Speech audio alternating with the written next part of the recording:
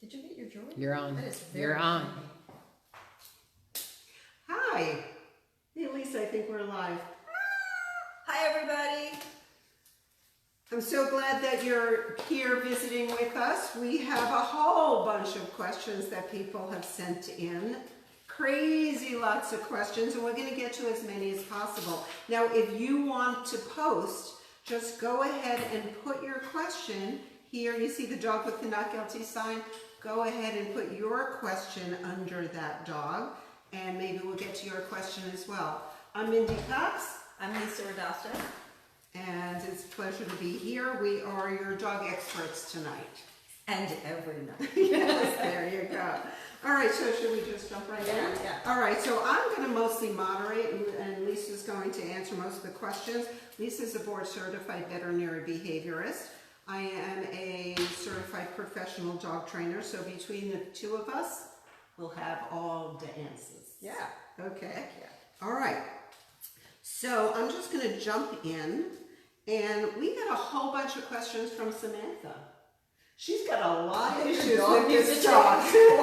I know. All right. So what I'm going to come up with, let's see, her first question is, when Lincoln, that's her dog, hears something at our front door, he barks incessantly. We give him treats to calm him down. Is this reinforcing his behavior? That's a good question because a lot of people believe that. That is a really good question. It applies not only to barking at the door, barking on walks. That concept even applies to hugging your dog during a storm or when your dog is afraid. So the basic concept there is, can you make a dog who's scared or stressed or aroused become more scared if you give the dog food or play with him or hug him or love him? And you can't. So you can't make his fear worse, and the presumption is that this little guy, Lincoln, is either fearful or really, really stressed, right? Because he's got a pretty bad problem with barking. So you can give your dog treats at that time. What will that do? It will really just distract him. It won't fix the problem. Giving him the treats acts as a mini distraction, like a kid who has an iPad, let's say, and keeps him focused for a second. If you want the long-term cure, you need to work with a professional dog trainer on that barking. You could teach hear or quiet or go to your bed. There's lots of wonderful behaviors that you can teach. Did I forget anything? So I just wanted to make another point about barking. If your dog is barking because he wants something, right? Like if he's barking at you for attention and you reinforce it with treats or anything like your attention, yes, you can increase the barking. Let me ask you this, though. Yes, please. What if I yell at my dog, Maverick, be quiet? That's going to stop it, right? Because that's not attention. Well, that is, okay, I have a twofold answer for that. You can have a twofold. If your dog understands the quiet cue, that can This stop is my him. dog. This is my yellow lab. He doesn't understand the quiet cue. So yelling at your dog is actually giving him attention. So that's reinforcing the behavior. So there's a lot to know about barking. Right. And when we say reinforcing, we mean that behavior is going to increase. So when Mindy says that yelling can reinforce the behavior, she's predicting it will get worse with time. Your dog will bark more. If your dog's scared and you yell at him, then you will cause him to be scared of you. There's no reason for your dog to be scared of you. There's no good that can come from that. And you may decrease his barking at that moment, but having your dog be fearful of you is the wrong way out. So I think the take home for that is quit yelling, right? Use treats. It never helps. It doesn't help, No. right? Use treats or toys or something to distract the dog, and then get with a professional dog trainer about teaching those behaviors that will offer you that long-term cure. By the way, Cheryl, did we hit record on this? Yes, Can we we? are. Cheryl's our tech person today. Cheryl is also Go, a Cheryl. professional dog trainer, and she's helping us on the other side of the camera tonight. Thank you, Cheryl. She's my behavior tech. Hello. Do you want to have her come and say hello? Come say hi. Come on, Cheryl. Woohoo! Cheryl. Hi, guys. Okay, these are the dog nerds, We are people. the nerds. So cool. If my daughter was here, she'd be like, you're not cool at all. All right. We Should I did- take another question from Samantha or move around? Let's move around. Let's spread the love. All right. Well, Natalie says, thanks for your question, Natalie. Thanks for your question, Samantha. Natalie asks, my dog is very friendly and loves to play with most dogs, but with certain dogs, she gets leash aggression. She's usually better off leash. Why does this happen? That That's happens. common. Yeah. Wow. That happens a lot. Better off leash than on leash. With other dogs. Yeah. So Natalie, really consider signing up for the course if you haven't already. Oh my God, and we'll talk about the course because some of you don't know what we're talking The about. answer to this question is in the first 5 minutes of the course, the first course that starts on Sunday. So here's the thing. There's a lot of reasons why dogs bark, lunge, and growl on the leash, and we call that aggression, all of those signs. Maybe your dog was traumatized. I met a dog today who was attacked by a little dog, by a bigger dog. From that moment on, he started barking first at big dogs, and then at small dogs, and now at really anything that moves. So you can see that progression from one big traumatic experience. If your dog is a rescue or maybe didn't get the socialization he needs, that's enough to cause that. Or maybe your dog has learned over time that the best way to stay safe is to bark and lunge and growl. The reason that he's probably the reason that he's better off leash than on leash is because the leash, think of it as like a crate or a barrier or a trap. And so if I'm with my friend Mindy and I'm introducing her to someone new, let me ask you, Mindy, do you feel more comfortable being introduced to someone new like you are now, or if I take your hands and tie them behind your back? Right, that would be pretty scary. Wouldn't that be scary? But that's a leash, right? Because the leash keeps the dog from running away. It keeps the dog from going forward. He is not any longer in control of his own safety. He's kind of trapped. He's totally trapped. And we are just human beings, and we make mistakes, and we often pull on the leash. And so, again, here's my friend Mindy, my bud for way over a decade. I'm introducing her to a friend, and as soon as she looks at the friend, I grab her and hold her. Like, look at her face, right? Of course, she's going to go, Lisa, it's scary. I should be scared I'm too. going to be watching out for her. That's for sure. So that is why that's happening most likely with your dog. What you want to do is, again, the course would be a gigantic help, but what you also want to do is think about not choking up on the leash, getting a professional dog trainer's help. You might need a veterinary behaviorist help. There's also some really great books out there that you can get. Besides our course, there's our book, From Fearful to Fear Free, and there's a bug that loves me. That bug loves me. And Fired Out, Freaked Out, and Frantic is another really good book you can help out get that will probably help. So when she grabbed me, that startled me. Yeah. Same thing is if your dog starts to bark and you're suddenly yanking on your dog, that's kind of scary too. So think about sometimes the way we respond to our dogs can be a problem. Oh yeah. Yeah. Completely. So she kept doing that. Every time a new person came up to me, I would start to tense up because of what if she kept doing that. Right. Because that makes me like that. Right. Yeah. And we see that in dogs. They walk out the front door and they start with the scanning because that has happened to them with the leash. The analogy of me grabbing Mindy is that leash analogy has happened so many times that they're now on edge. It's bad. I want to give a shout out to Scott. Thank you, Scott. He says great advice. Yes, all right. Here, don't leave me hanging. Okay. And Shirley, excellent advice. Thank you, Shirley. Thank you guys for watching. Yeah. Appreciate that. All right. So, this is going to be a question that we can't answer very deeply because it's such a tough question. Luann asks, my daughter has a dog that has major separation anxiety disorder. Have done about everything, and so she takes this dog and his brother to doggy daycare every day. It's so sad because she really cannot go places unless someone stays with the dog. Do you have any suggestions? It breaks her heart. Yeah. Oh my God, that is heartbreaking. It is heartbreaking, and I know you've heard this too because my clients have told me that they feel like they're prisoners in their own home. If they do leave their dog, they're stressed and worrying about their dog. So here's what I will tell you, and I'm just going to be frank. You probably haven't done everything. Because people come to my office all the time and say, I've tried everything. One person a couple weeks ago said, I'm sure there's nothing you can do. And so when I looked at her questionnaire, Challenge. and spent an hour with her dog, I'm like, there's like 50 things that we can do. So there's always hope. In this instance, you need to go to a veterinary behaviorist. That is the very best recommendation that I can give you. You should go to your vet and ask for a referral to a veterinary behaviorist if possible. That veterinary behaviorist might work with a really great dog training professional to help you with the behavior modification part. They'll work as a team where they'll have a veterinary technician that will help you to work through the behavior modification. In the meantime, I know I have a handout on my website. Do you have one on Lucky Dog? I don't. So send them to your website. So our website is FL as in Florida, VET as in veterinary, behavior.com. So flvetbehavior.com. Go to pet parents articles, and then you'll see a ton of articles that will help you. Make sure that your departures are really calm. Bye, love you, Maverick. And when you come home, See ya. see ya, buddy. Yeah. When you come home, make sure that you come home as if you had your arms full of groceries. So before I had a child, I came home and I said, oh my God, I missed you so much, Maverick. With a child, I have her stuff, I have her backpack, I have my stuff, so I can't greet my dog immediately. Pretend like that's where you are. Put all your stuff down, get everything settled, and when your dog is nice and calm, greet your dog. And one more bit of advice, leave your dog with a stuffed calm toy. Or I know you use the Lick-It mats, right? Mm-hmm, we have.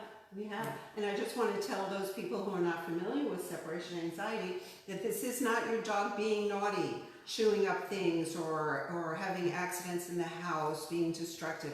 This is a real phobia, a real fear. It's intense, and your dog is not feeling happy being left alone. He can't handle it. So this takes a lot of work to change that behavior. Now the fly is on me. Better you than me. It takes a ton of work. There's almost always something you can do.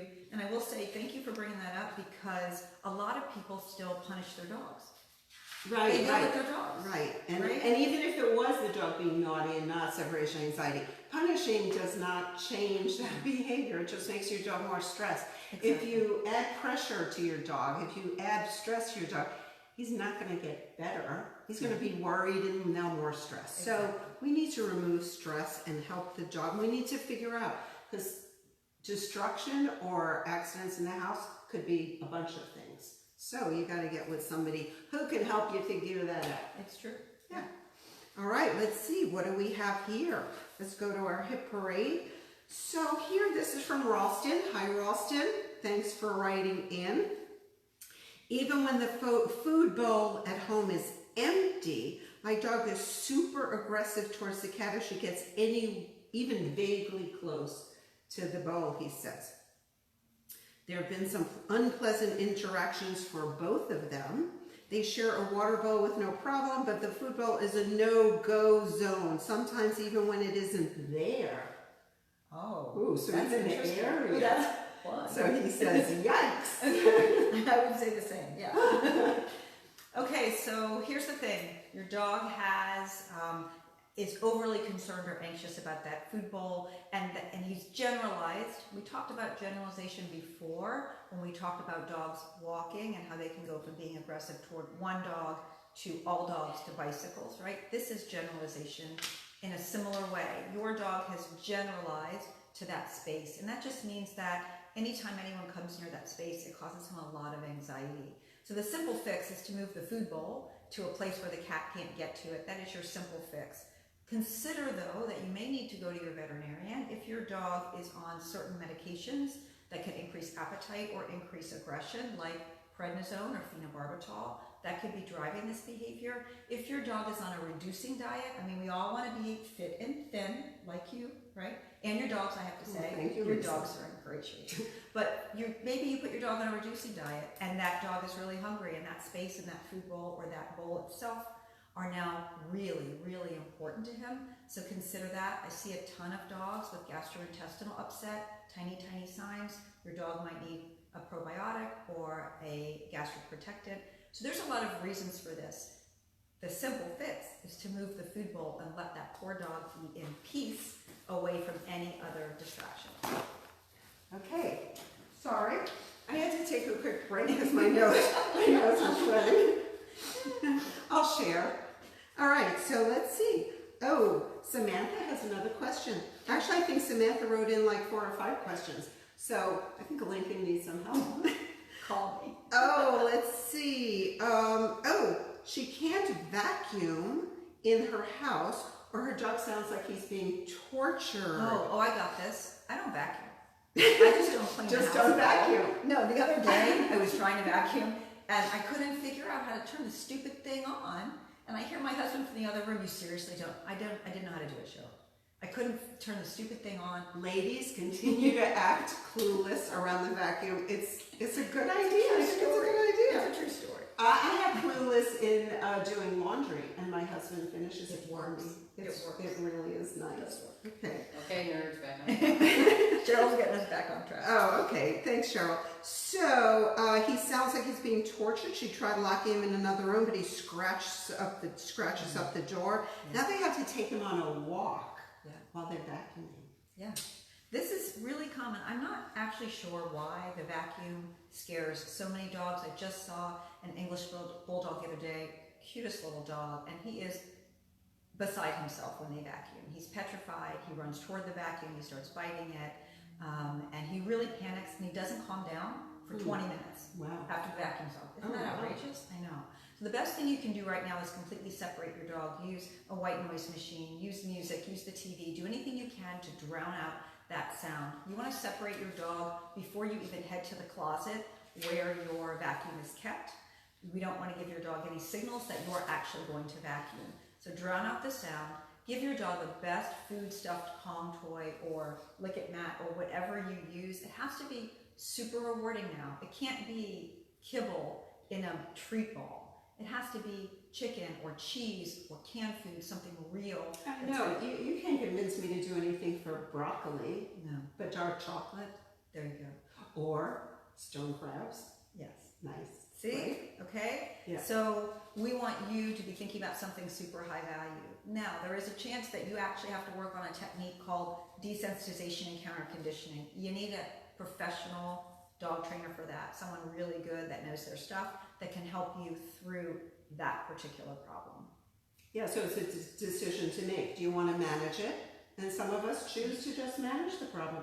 I have a border collie who gets really worried when our housekeeper comes over to vacuum because he likes her, but he knows that she pulls out the vacuum. Yeah. So we just take him in another room. I could counter condition him to the vacuum, but I just haven't found the time and the management works. And he's not super that phobically scared.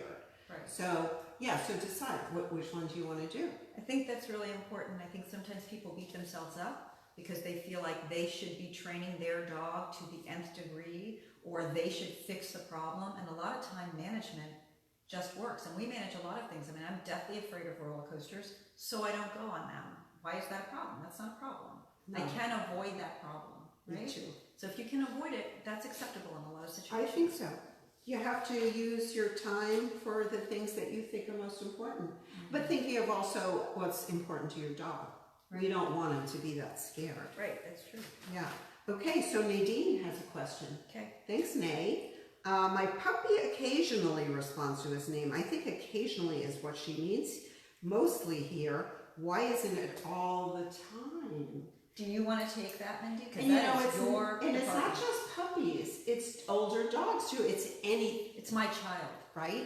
How many times do I say her name? And she's right next to me. She never turns around. That's right. Yeah. So sometimes you can think that it's selective hearing, Right. but in dogs, I think we misunderstand how much they really know, how much we've really taught them. Going back to generalizing, Right. have we worked on this problem in all different areas?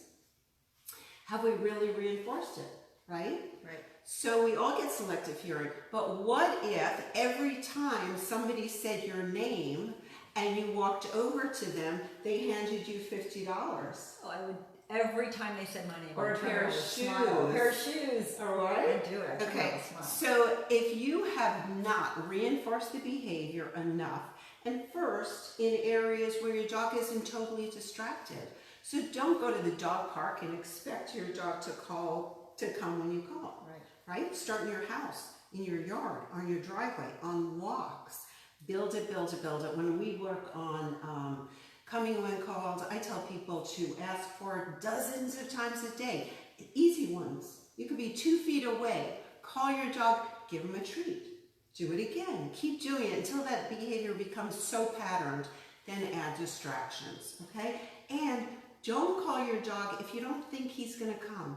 If your dog is playing with another dog or staring at a squirrel in a tree, and you know, because calling a dog out from the dog park, we do call that like college level. I would call it PhD level. That's pretty hard. Yes, it's hard. Yeah. It's like calling your tweener child away from the iPad. It's hard to put it down. It's really hard, right? So if you think they're going to fail at that moment, that you haven't done the training and the work for them to be successful, what Mindy's saying is don't do it then. That doesn't mean you never call them in the dog park. You train it so that you can call them. And do you want to say anything about all the negativity? Oh yes, I would like to see another punishment. Right. So a lot of people get mad when their dog doesn't come, Yeah. right? And then their dog finally comes to them, and what do? They yell at their dog, Grab the or collar. or they, God forbid, hit their dog, You're in right? trouble. And what have you just taught your dog? You've taught your dog that coming to you is not fun, it's not good, don't want to do it, won't do it. So as hard as it is, at that moment that your dog comes to you, he should at least be praised, okay? You can call him all kinds of names in the sweetest voice. So he thinks you're praising him because he doesn't speak English. But make sure your dog, every time he comes, something good happens, okay? So we do have a handout on that, the 5 rules of recall, okay? And if you're interested, let me know. I could post it. Yeah. Okay? All right.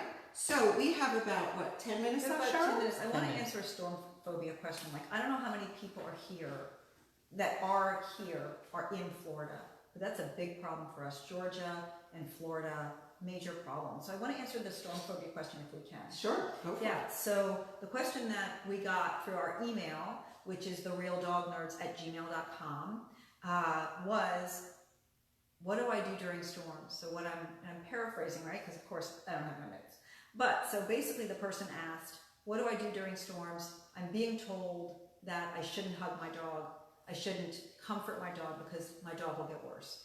And that's such an important question because I need people to stop thinking And that goes that's back true. to the other question. It goes back to the other question. Of Can you reinforce fear? can you positively reinforce fear, right? With food or with hugging or with toys. So what I want you to clear your mind of is what you've read, which is don't hug your dog, don't comfort your dog. If your dog is scared, to let him panic without you comforting him, frankly, just feels mean to me, right? I don't want you to do that. Right. Keep in mind that if that's all you do, if you only hug him, you're also not helping him understand how to cope with the storm. So you're not giving him any tools. So I don't want you to stop hugging, but I want you to think about what else you can do. Can you play with him? Can you give him a food toy? Can you get him to a safe room, which is the cornerstone of treating storm phobias, a sanctuary room or a safe room? You can go on our website, flvetbehavior.com, Pet Parents Articles. We have a noise phobia handout that is there. It's a fireworks handout, but it applies to storms as well. Goes back to the vacuum cleaner question too. It does. It does. Cool. Oh, so we have some time. I think at the end we need to tell people about this course we're doing. Yes. So I want you guys to know that we are going to, the 3 of us, are going to be teaching a course for people who have dogs that are reactive on walks. What does reactive on walks mean? Right. Lunging, barking, pulling, growling, acting out, alligator roll, that's one. Rearing up, that's another one. Yes, are you frustrated or embarrassed Getting or between your sick legs of and it? face Right. Are you, Yeah. do you like not know what to do, how to help your dog? Are you the social pariah? There's still time to sign up for the course. Yeah.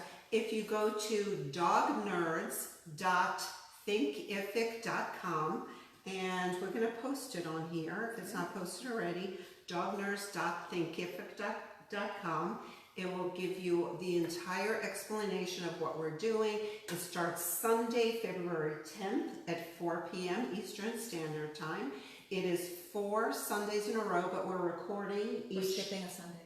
But we are skipping a Sunday, and we don't need to explain why, but it's for cool reasons. So cool.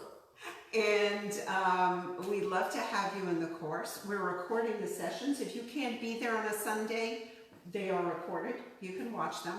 There's other recordings and handouts and information. Here's the deal. We taught this reactive dog class for about 11 years together. Me, Mindy, Cheryl. And frankly, it was so cool to see these dogs get better. We just had class number 5 of our 6-class series of this current reactive dog class that we teach live and in person, just ended. And to see that the dogs came together, they were this close to each other as the people talked, to work with this one pit bull who needed a totally different way of being taught. He couldn't be taught with food in the way everybody else was. To see that dog be able to get close was really cool. So we're taking that experience, we're putting that into a course that you can take. And this is a mini course. There's 3 webinar lectures. Every video in my lecture is uploaded to Thinkific. You can go back, you can watch it. Most videos have handouts associated, not all, because some you don't need, but we're trying to give you as much as we can in 4 sessions. And what is totally cool is that you have access to us through email, and is it once a week or twice a week you're doing that video chat thing? 2 hours a week. You could do, if you need extra help. Right. Cheryl and I will be available through group video chats. Right, so they're not private, but we will have several people. This is a safe place to talk. We have a closed Facebook page. You can say, my dog lunges, students only, that are registered and have gone through the course or are going through the course. So the thing is that this is a safe place. People always wait to ask their question in private because their dogs are the worst. That's what the client told me today. My dog's the worst one here. I'm like, no, he is not. No. Everyone thinks that nobody shares their problem, but so many people share your problem. Right, so it's a cool course. And we're also familiar personally with reactive dogs. The 3 of us. Right, so I had Peanut, who was a Rottweiler, so she had her own way of reacting. I always say they have their own special way of reacting. Cheryl, you have I had Zila, my German Shepherd, for 9.5 years. Yeah, and her story is on our website. Cheryl wrote a personal story about Zila. And you? Well, I have 3 dogs that are somewhat reactive. I have 4. Xander I have is a success story. Xander, yeah.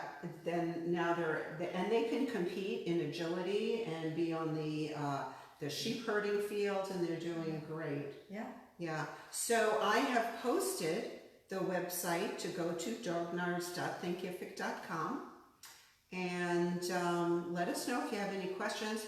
Repeating the email address if you're interested, though if you go there you can click on the email. It's therealdognerds@gmail.com. We are the real dog nerds. Beware of fakes and imposters. That's right. And what's also cool, I think, about our course, and then I will stop going on about it because I'm really proud of it, but is that it's scientifically based. So we're not just going from Mindy and I know this stuff and aren't we fantastic? It's more like science told us this stuff. What's the neurochemistry of your dog's brain? Why is that setting you up for failure?